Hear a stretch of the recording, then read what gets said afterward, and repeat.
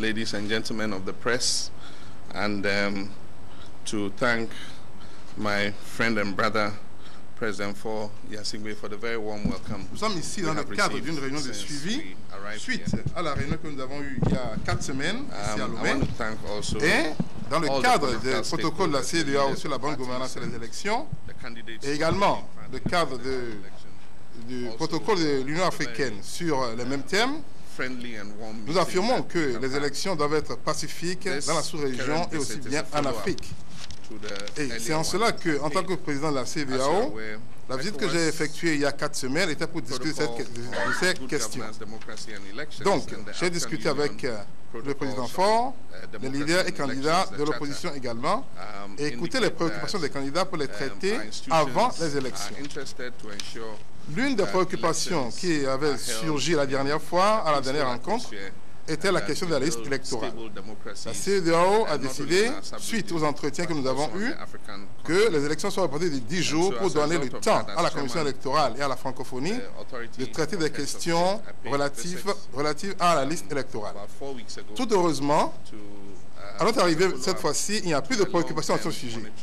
La liste a été suffisamment actualisée et tous les candidats sont satisfaits et ont accepté de pouvoir évoluer avec cette liste pour les élections.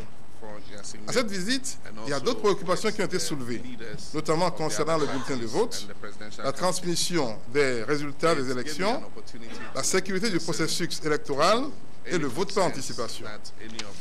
Toutes les préoccupations des acteurs qui ont été soulevées ont fait l'objet de discussions d'entretien avec la CENI.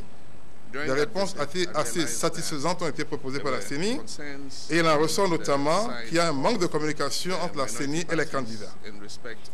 À cet effet, nous avons demandé à la CENI d'organiser une conférence de presse où seront invités les médias et les représentants des partis politiques pour expliquer les diverses étapes relatives au processus électoral en réponse aux préoccupations des divers acteurs. La date de cette conférence sera fixée ultérieurement, mais le plus tôt possible avant les élections. Toutes les clarifications au sujet des élections seront donc données à cette conférence de presse. Entre-temps, cependant, la CEDEAO tient à insister sur un certain nombre de points, notamment qu'après le processus électoral et les élections elles-mêmes, ce qui est valable pour tous, c'est qu'il y aura un seul vainqueur. Et le vainqueur, c'est la République togolaise, au cas où les élections se dérouleront de façon pacifique, transparente et équitable. La CEDEAO insiste donc qu'il y aura un seul vainqueur, mais que tous seront vainqueurs si les élections se déroulent dans un climat apaisé, en toute équité, et que tout le monde, dans ces conditions, accepte les résultats qui seront proclamés. Nous insistons également sur le fait que la CENI est la seule autorité habilitée à déclarer les résultats. Donc, nous invitons tous les candidats, tous les partis politiques à éviter de proclamer quelques résultats que ce soit, fussent-ils parcellaires. La CENI est la seule autorité en charge de la collation, de la compilation et de la déclaration des résultats. Donc, nous invitons tout le monde à respecter ce principe. La campagne se poursuivra donc comme elle est déjà en cours et nous invitons tout un chacun à éviter toute sorte de provocation qui pourrait amener à une déstabilisation du climat de paix.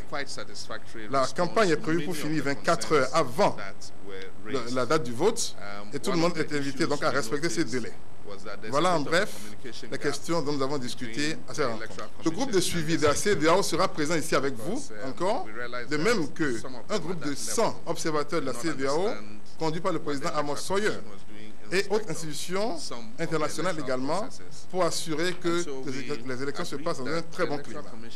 Je tiens à vous rappeler que toute la communauté internationale regarde le Togo et comme ça s'est passé au Nigeria déjà, où les élections ont été paisibles sans le moindre problème, nous souhaitons vraiment, nous espérons que le cas pourra se répéter ici au Togo.